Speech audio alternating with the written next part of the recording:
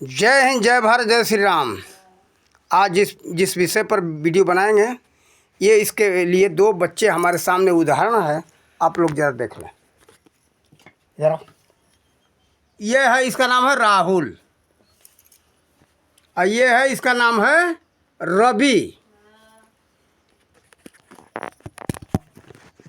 ये क्या है? महंगाई की जड़ है। और यही महंगाई की जड़ नहीं है, ऐसे करोड़ों बच्चे हमारे समाज के अंदर पड़े। जाओ, करोड़ों बच्चे पड़े हैं, करोड़ों नौजवान पड़े हुए हैं। आज हमारा विचार हुआ कि इस पर हम वीडियो बनाएं। अब लोग क्या कहते कि महंगाई, बस कोई कुछ भी महंगा हुआ सरकार के ऊपर थोप दो। टमाटर तक, मिर्ची तक महंगा हो जाता। बिल्कुल कच्ची सड़ी हुई वस्तुएं सड़ने में कोई देर नहीं लगता। ऐसे फसलों के ऊपर लोग सरकार के ऊपर आवाज़ उठाते हैं। देखो, आज से 50 साल पहले ऐसी महंगाई हमें कहीं देखने को नहीं मिलता था। लेकिन जैसे 50 साल के बाद धीरे धीरे समय बीतता गया और आलसी लोग पैदा होते गए। क्या कहते? मेहनत कौन करेगा, खरीद के खा लेंगे हम। अरे सबकी यही हालत रहेगी, पैदा नहीं होगा तो बेचेगा कौन? और जो मेहनत करता है तो महंगा बेचता है वो। मान लो खर्च, जो बात अलग है। यहाँ सिंचाई का साधन नहीं है, विद्युत का साधन नहीं है, तो वहाँ तो डीजल से सिंचाई करने में खर्च बहुत आता है। वो तो उसका लागत खर्च उसी पर जाएगा। आलस के कारण ही खाद बीज कोई तैयार नहीं कर रहा है। खाद अपने घर में तैयार करो, कीटनाशक अपने घर में तैयार करो, बीज अपने घर में तैयार करो। अब एक लोभ बढ़ गया लोगों में। क्या इसमें हम ये देखते, हाईब्रिड, ब्रेड मैंने तो रोटी पता नहीं उसका मतलब क्या होगा, माने अच्छे किस्म का बीज हम लाएंगे और फसल हमें अच्छा उपज देगा। लोगों में लालच समाया हुआ है, लेकिन पहले ऐसा नहीं होता था। देखो, उसमें कारण ये फसल का उपज बढ़ने का, मिट्टी परिवर्तन का चक्कर है उसमें। मान लो आप जहाँ जो बीज खरीदे, वो बीज कहाँ से आया है? किसी दूसरे प्रदेश से आया है, किसी दूसरे राज्य से आया है। तो बहुत लंबा दूरी हो गया, मिट्टी परिवर्तन हो गया। मिट्टी परिवर्तन का ही चक्कर है। फसल चक्कर बदलना चाहिए और मिट्टी बदलना चाहिए। देखो, मिट्टी परिवर्तन करोगे और फसल चक्कर बदलते रहोगे, उपज अच्छा होगा। कारण कि हमने किसानी किया है, खेती का काम किया हूँ। खेती के बारे में बहुत ज़्यादा अनुभव तो नहीं, लेकिन थोड़ा अनुभव है। देखो, फसल चक्कर बदलो। जैसे हर साल एक ही फसल नहीं लगाना चाहिए, इसको कहते फसल चक्कर बदलना। जैसे जिस खेत में इस साल गेहूँ आपने बोया, उसमें सरसों कोई दलहन लगा दो। दलहन का बुआई करो। उसमें क्या होगा? उससे नाइट्रोजन भरपूर मात्रा में मिट्टी में आ जाता है। और दलहन ही बराबर मत एक ही खेत में लगाओ। उसमें कोई ऐसा दाना जो गेहूं की प्रजाति के, जैसे कोई भी कुछ भी लगाओ जो कि एक दाना हो, दो दाल वाला नहीं। कहने का यहाँ मतलब है, जिस खेत में बिना दाल वाला, यानी बिना दाल का गेहूँ होता है, धान होता है, उसमें दलहन फसल लगाना भी चाहिए। बदल बदल करके फसल लगाओगे तो उपज अच्छा मिलेगा। बराबर दलहन ही लगाते रहोगे तो दलहन का फसल भी अच्छा नहीं होगा। उसको जो शक्ति है, उसका जो उपज बढ़ाने का जो क्षमता, वो खींच लेता है। और एक दाना का जो फसल है, जैसे मक्का है, गेहूँ है, धान है, इस तरह की जो फसलें हैं, बहुत से ऐसे फसल हैं उसमें दाल नहीं होता है। ये कहते हैं ये फसल चक्र बदलना। तो ये ज़्यादा से ज़्यादा 2 साल बो, तीसरा साल उसमें दलहन फसल लगा दो। दलहन से जैसे गेहूँ लगा दो, ये करना चाहिए। ये लोग ना करके बस एक ही खेत में बार बार फसल बोते तो कहते कि इसमें होता ही नहीं। यही कारण है। जैसे मूंगफली की खेती है, एक ही खेत में बार बार मूंगफली लगाओगे तो मूंगफली बराबर उपज नहीं देगा। उसमें बदलो, फसल चक्र बदलो। बदल करके आप करोगे, फसल लगाओगे तो अच्छा उपज देगा। तो हमारे कहने का मतलब है कि आप लोग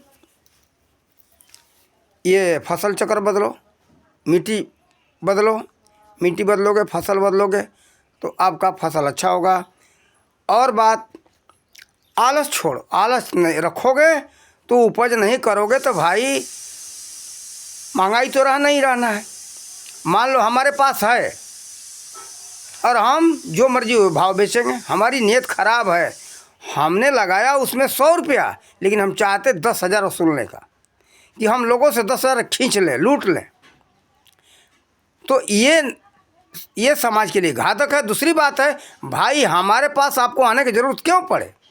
हमारे पास न आ पाओ, हमारी नीयत ख़राब है, हमारी नीयत हमारे पास रह जाएगा, आपको हम लूट नहीं पाएंगे। तो देखो, लोगों की मानसिकता ऐसी बनी हुई है जिसके पास, देखो अब एक उदाहरण में, अभी हम हरी सब्जी का उदाहरण देते हैं। हरी सब्जी, ये वीडियो हम बना रहे हैं आज 15 मई 2024 में। देखो आज से 1 महीना पहले हरी सब्जियां बहुत महंगी थी। अब देखो बाज़ारों में जाओ तो 10 रुपये किलो, 15 रुपये किलो मिल रहा है ना, तो यही 50 और 60 रुपये, 70 रुपये किलो था। तो देखो उस समय कोई उसकी जो है लागत खर्चा अधिक नहीं आ गया था, लेकिन क्या है उस समय उपज कम था, मनमानी पैसा हमारे जैसे लोग, बेईमान लोग लूटते थे। अब क्या है, सबके पास हो गए तो सोचते भाई चलो अब इसको, सबके पास हो गए तो खरीदे कौन, सोचो जैसे हो वैसे बेचो। तो देखो ये असलियत बात है नीयत खराब का। हमारा नीयत सही नहीं, हमारा विचार सही नहीं, हम बेईमान हैं। बेईमान है इसलिए हम आप सबको लूटना चाहते, तो हमारे पास लुटवाने क्यों आओ? हम दूसरे को ना कह करके अपने को कह ले भाई, नहीं तो लोगों को कहेंगे तो बुरा लगेगा। तो जो किसान इस तरह से लूटते हैं वो गलत है। 100 रुपया लगाया, 10,000 वसूलना चाहते, ऐसा नहीं करना चाहिए। और भी सबसे बड़ी बात है कि लोगों की एक अच्छा है, बेईमान लोग भी नहीं रहेंगे तो सुधरेंगे, ये समाज सुधरेगा भी नहीं। जो महंगाई रहेगी तो सब लोग सोचेंगे भाई चलो, अब हम सोच रहे हैं, लोग बच्चों को बता रहे हैं, लेकिन ये बच्चे सब के सब आलसी, मेहनत नहीं करना चाहते। हम 2 बच्चों को दिखाया, रवि और राहुल को, ये तो छोटे हैं, जवान बच्चे, मेहनत नहीं करते, आलसी। आलस के कारण महंगाई है, और सरकार को कहते चले जाते कि सरकार महंगाई बढ़ा दिया। अरे सरकार नहीं, महंगाई बढ़ाया तुमने, हमने। तो देखो हमारे समाज की कमी है, समाज के लोग ऐसा ही कर रहे हैं कि महंगाई बढ़ाते, सरकार के ऊपर थोपते चले जा रहे। सरकार क्या कर ले? तुम्हारे घर में आकर के टमाटर बो करके दे दे, मिर्चा धनिया आकर के बो करके दे दे, धान गेहूँ आकर के बो करके दे दे। और मोदी जी को लोग कहते क्या, उन्होंने कहा था कि किसानों का आय दुगना कर देंगे। अरे जो पद्धति बता रहे हैं उस पद्धति से दुगना होगा, उस पद्धति को अपनाओ तो, लेकिन कोई अपनाता नहीं, अब बस दुगना 4 गुना चाहिए। तो ये नीयत खराब का कारण है, मेहनत लोग करना नहीं चाहते। वो कहते, उनका कहना है कि सब लोग गाय रखो, गाय के गोबर से और गाय के मूत्र से जो है अपना खाद बनाओ, कीटनाशक बनाओ, मूत्र से कीटनाशक बनाओ, और ये खाद जो है मूत्र और गोबर से बनाओ। अब कीटनाशक का खर्चा नहीं होगा और खाद का खर्चा नहीं होगा, तो आय तो दुगना होगा ना। जैसे आप जो खर्चा लगाते हो, 10,000 को उदाहरण में देते, 10,000 या 20,000, 50,000 जो लगाते हो वो नहीं लगाओगे तो आप लगाते हो, लगा करके 50,000 खर्चा किए, और 50,000 खर्चा करके जो फसल आता है 1 लाख का बेचे तो 50,000 तो खर्चा में चला गया। अब वो 50,000 जब बचा लोगे तो 1 लाख का बचत होगा। ये हो गई दुगनी आय। दुगना हुआ कि नहीं हुआ? ऐसे उनका कहना है कि आय दुगना करेंगे। ये नहीं कि भाई आप खर्चा लगाते जाओ। अब तो क्या देखते, सब कुछ काम डीजल पर हो रहा है। ट्रैक्टर का जोताई करा लो भाई, बैल कौन रखेगा, मेहनत कौन करेगा? दवाई करा लो, कटाई भी करा लो, फसल का कटाई जो है ट्रैक्टर से हो रहा है, कंपाइन से। ट्रैक्टर्स में छोटे छोटे मशीनें आ रहे हैं, उसके जो कार्य करते हैं ना, तो बहुत ज़्यादा कंपाइन से कटवाते लोग, जिसको बिहार में हार्वेस्टर भी कहते। तो देखो सारा काम जो मशीन से कराओगे उसमें खर्चा आएगा, तो फिर आय का दुगना, आय दुगना होगा कहाँ से? आपके घर में ला कर के मोदी जी चाहे कोई भी नहीं भर सकता, लेकिन ये नीयत ठीक नहीं है, इसलिए सब सरकार के ऊपर थोपते चले जा रहे हैं। खर्चा करते रहोगे, ऐसो आराम करोगे। हमारे किसान भाई पहले जो है आलसी नहीं थे, मेहनत करते थे, खुशहाल थे। देश में महंगाई नाम का कोई चीज़ नहीं था। उस समय था साबुन, माचिस यानी देसलाई, नमक और क्या कहते एक किरोसन, यानी किरोसन, ये दिया जलाने के लिए बस 4 चीज़ खरीदना पड़ता था। 4 के अलावा 5वां चीज़ खरीदना पड़ता बहुत कम, बिरले है किसी को।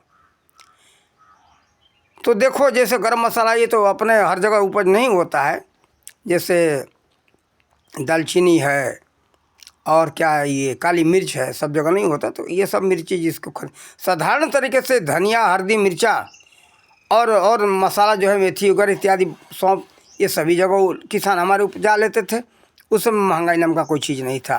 सभी तरह के दलहन, सभी तरह के तिलहन, सभी तरह के मसाला, सभी तरह का अनाज और गन्ना लगा करके घर में जो है कि गुड़ के उपज भी लोग कर लेते थे, गुड़ बना लेते थे। अब तो कोई बनाता नहीं। गुड़ की महंगाई बहुत हो गई, चीनी की महंगाई बढ़ गई। तो भाई देखो चीनी की महंगाई बढ़ी और देखो चीनी का खपत भी बढ़ा। उसी का कारण है कि घर घर में क्या है, लोग को डायबिटीज़। लेकिन हाँ एक बात यह है, डायबिटीज़ और हाई ब्लड प्रेशर एक तो फैशन बन चुका है। अच्छी सभ्यता, जो सभ्य लोग हैं, रईस लोग हैं, उनको तो डायबिटीज़ भी होता है और हाई ब्लड प्रेशर भी होता है। तो ये तो है एक आम बात, परंपरा बन चुका है और समाज का एक सभ्यता का ये अच्छा एक प्रतीक बन चुका है। जिसके घर में डायबिटीज़ ना हो वो तो कोई आदमी नहीं है। हाँ ये दवा का शौक़ भी है कि हमारा दवा तो कानपुर से आ रहा है, कोई कहता है हमारा बम्बे से आता है, कोई कहता है कि हमारा तो अमेरिका से दवा चल रहा है। जो अमेरिका से दवा ना हो तो समझ लो गरीब आदमी है, उसका कोई इज्जत ही नहीं है। अमेरिका से करा रहा है दवा, लंदन से करा रहा है दवा, जर्मनी से दवा मंगा रहा है, तो ओहो बहुत पैसा वाला रईस आदमी है, अच्छा आदमी है, सभ्य आदमी है। ये हालत हो चुका है। इस चक्कर में लोग ऐसा करते जा रहे हैं। तो देखो हमारी बात रही महंगाई की बात, मूल चीज़ बात। देखो मेहनत करो, सब कुछ अपने घरों में उपजाओ और उपजा करके जो है महंगाई भगाओ। किसी के ऊपर उंगली उठाने से महंगाई जाने वाली नहीं है। आप ही परेशान होगे। कोई भी प्रधानमंत्री आ जाए, कोई भी राष्ट्रपति बन जाए, आप ही को बना दिया जाए, इस तरह से करेंगे सब लोग, तो महंगाई जाने वाली नहीं है। उस समय पता चलेगा कि हम क्या करें। दूसरे के ऊपर उंगली उठाने में तो मज़ा आता है, लेकिन उस समय खराब लगेगा। कोई भी महंगाई को नहीं भगा सकता बिना परिश्रम के। इंदिरा ने भी कही थी परिश्रम के अलावा कोई रास्ता नहीं है। बात सत्य है। इंदिरा को इस बात के लिए हम अच्छा कहेंगे, लेकिन देश के लिए बहुत बहुत घातक काम किया इंदिरा ने। लेकिन एक बात यह है, उसने कही थी मानव समाज सबके कल्याण के लिए उसने घातक काम किया था। क्या?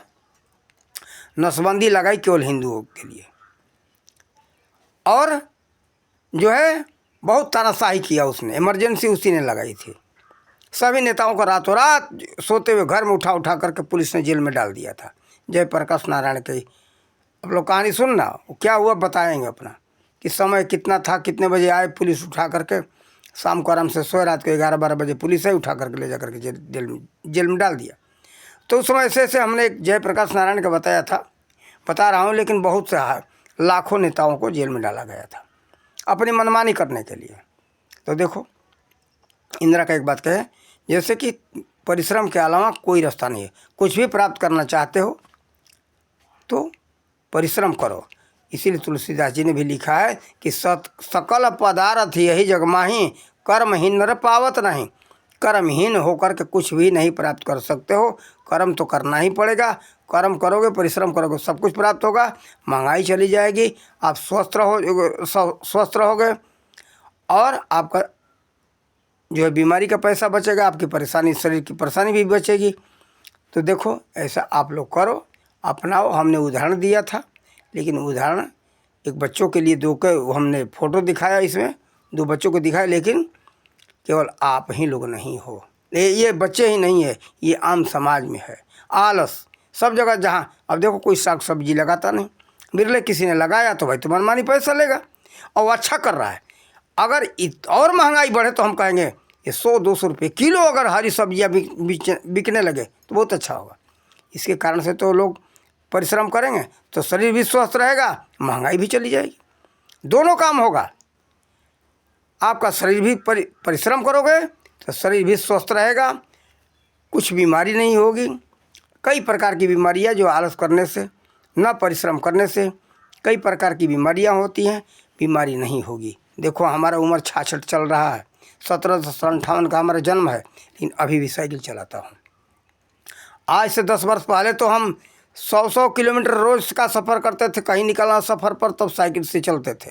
गुजरात, महाराष्ट्र, मध्य प्रदेश और पंजाब, ये सब उत्तर प्रदेश, बिहार, ये सब तो हमारा क्षेत्र ही है, सब जगह हम साइकिल से घूमे थे। तो देखो आज इस उम्र में भी साइकिल चलाता हूँ। 10-15 किलोमीटर जाना हो तो साइकिल से ही जाते, ज़रूरत पड़ जाता 50-50 किलोमीटर साइकिल से चले जाते, लेकिन कम से कम 10 किलोमीटर 15 किलोमीटर तो कोई आसान आम बात है। तो देखो परिश्रम करने से शरीर, लेकिन आज के बच्चे क्या है, उनको तो क्या चाहिए, मोटरसाइकिल चाहिए, बाइक चाहिए, बस तुरंत एक कदम आगे जाना हो तो स्टार्ट किए चल दिए। तो क्या प्रदूषण बढ़ेगा, पैसा भी जाएगा, आपकी बीमारी भी बढ़ेगी। स्वस्थ नहीं रहोगे, प्रदूषण बढ़ेगा तो कहाँ निरोग रह सकते हो, बीमारी तो बढ़ना ही बढ़ना है। इसलिए आप सब लोग इन सब से मुक्ति चाहते हो तो परिश्रम करो, परिश्रम करोगे सब कुछ प्राप्त होगा। और हम महंगाई के ऊपर हमने ये आज वीडियो बनाया कि आप लोग महंगाई को भगाना चाहते हो तो परिश्रमी बनो। सब खरीद के खा लेंगे, रहेगा नहीं तो खरीद के खाओगे कहाँ से। और जिसके पास है 1 रुपये का सामान 100 रुपये किलो बेचता है तो क्यों बुरा लगता है, वो अच्छा कर रहा है, आपको दंड दे रहा है तो भी आप लोग सुधरते नहीं हो। हम तो कहते कि 100 रुपये के 1000 रुपये किलो बेचे तब तो सुधरोगे। सुधरो तो उससे दोनों लाभ, महंगाई भी चली जाएगी, आप निरोग भी रहोगे। अपना कल्याण चाहते हो तो इन बातों को अपनाओ, अपना कल्याण करो। इन्हीं शब्दों के साथ अपने वाणी का विराम देते। जय हिंद, जय भारत, जय श्री राम।